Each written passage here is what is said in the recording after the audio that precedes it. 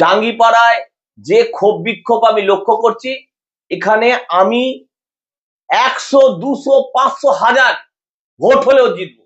কারণ জাঙ্গিপাড়ার মানুষ বিধায়কের বিরুদ্ধে ফুঁসছে। আপনি জানেন 77 সালে কংগ্রেসের চাটায় অনেক লোক বসেছিল, কিন্তু কংগ্রেস ওই নির্বাচনে পরাজিত হয়েছিল।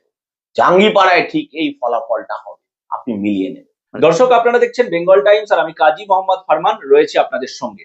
এই মুহূর্তে আমি যেখানে রয়েছি সেটা হচ্ছে জাঙ্গিপাড়া বিধানসভা কেন্দ্রের আইয়া অঞ্চলে, এবং আমার পাশে যিনি রয়েছেন তিনি হচ্ছেন জাঙ্গিপাড়া বিধানসভা কেন্দ্রের কংগ্রেস প্রার্থী শুভাশিস দত্ত।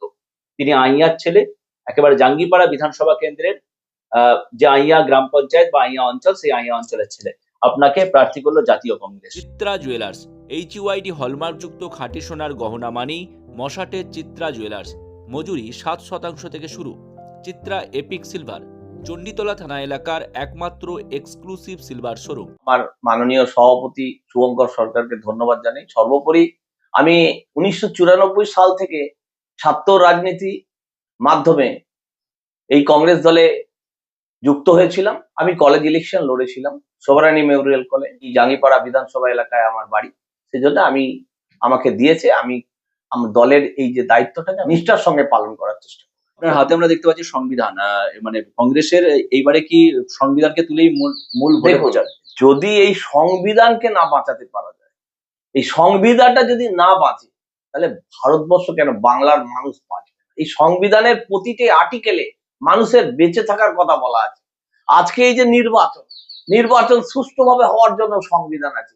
এক পক্ষের হয়তো লোক বেশি আছে, কাটপানি খেয়ে টাকা লোক বেশি আছে, সেখানে তারা বুথ দখল করতে পারবে, ভোটারকে পোলারাইজ করতে পারবে।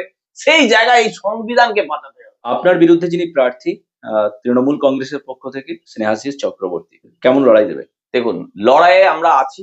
কংগ্রেস মানুষের অন্তরে আছে, খালি জাগিয়ে তুলতে হবে। আর স্নেহাশিস বাবু দীর্ঘদিনের 15 বছরের MLA। আপনি জানেন না, এই স্নেহাশিস বাবুর বিরুদ্ধে আমি বিভিন্ন ভাবে আবেদন নিবেদন সোশ্যাল মিডিয়ার মাধ্যমে করেছি। এই যে মশার সিয়াখালায় দুটো যে সিগন্যাল, একটা স্নেহাশিস বাবু পরিবহন দপ্তর হওয়ার পর চোখে পড়েনি, আমরা গণস্বাক্ষর করে আমরা জানিয়েছি, SP কে জানিয়েছি, SDO কে জানিয়েছি।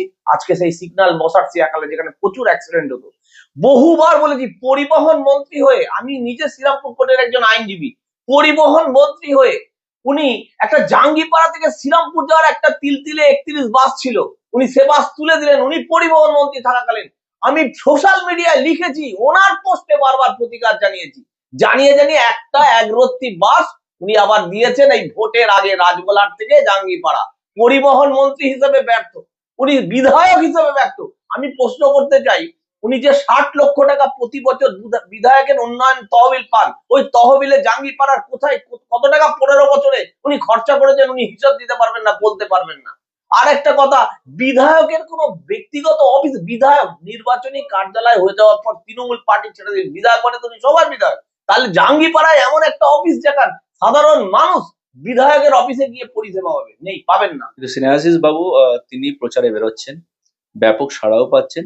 তার প্রচারের কৌশলে যেটা রয়েছে সেটা হচ্ছে যুবসাথী থেকে লক্ষ্মীর ভান্ডার, কন্যাশ্রী থেকে রূপশ্রী, রাজ্য সরকারের কম বেশি 100টি প্রকল্প। আর তার সামনে আপনি দাঁড়াতে পারবেন? প্রকল্প মানে তো ভাতা। আমরা চাইছি তো মানুষের অর্থনৈতিক উন্নয়ন হোক। অর্থনৈতিক উন্নয়ন মানে মানুষকে কাজ দিতে হবে, চাকরি দিতে হবে। উনি বিধায়কের খাত থেকে কোনো জায়গায়, জাঙ্গিপাড়ায় জায়গায়, কোনো জায়গায় কি একটা জায়গায় কোনো তৈরি করতে পেরেছেন যে একটা স্কিল ট্রেনিং দেওয়া হচ্ছে বিধায়কের দ্বারা? স্কিল ট্রেনিং দিয়ে ছেলেগুলো বা বেকার যুবক যুবতীদের চাকরির একটা দরজায় নিয়ে যাওয়ার চেষ্টা। ভাতা দিয়ে কি? ভাতা মানে তো আপনার আমার ট্যাক্সের টাকা। প্রচারে বেরিয়েছেন, সাড়া পাচ্ছেন? দেখুন, মানুষের মনে কংগ্রেস আছে, সাড়া দিচ্ছে, সাড়া আছে। সাংগঠনিক দুর্বলতা হয়তো কিছু জায়গায় আছে, কিন্তু তা সত্ত্বেও আমি আশাবাদী এখান থেকে আমরা কংগ্রেসের হয়ে একটা ভালো ফলাফল করতে পারবো। জাঙ্গিপাড়া বিধানসভা কেন্দ্রে আপনাদের সংগঠন আদৌ আছে? সংগঠন আছে, অল্প বিস্তর আছে, নিশ্চয়ই আছে। বিধানসভা কেন্দ্রের অর্ধেক বুথে আপনারা এজেন্ট দিতে পারবেন? আমরা সার্বিক 70 থেকে 80% মতো বুথে আমরা কাজ করছি, এজেন্ট আশা করি দিতে পারবো। মানে বিধানসভা কেন্দ্রে আপনি জেতার ব্যাপারে নিশ্চিত, জেতার ব্যাপারে 100% আমি আশাবাদী। মানুষ ভোট দিতে পারলে এই ফলাফল অন্যরকম হবে। জাঙ্গিপাড়ায় যে ক্ষোভ বিক্ষোভ আমি লক্ষ্য করছি, এখানে আমি 100, 200, 500, 1000 ভোট হলেও জিতবো। কারণ জাঙ্গিপাড়ার মানুষ বিধায়কের বিরুদ্ধে ফুঁসছে।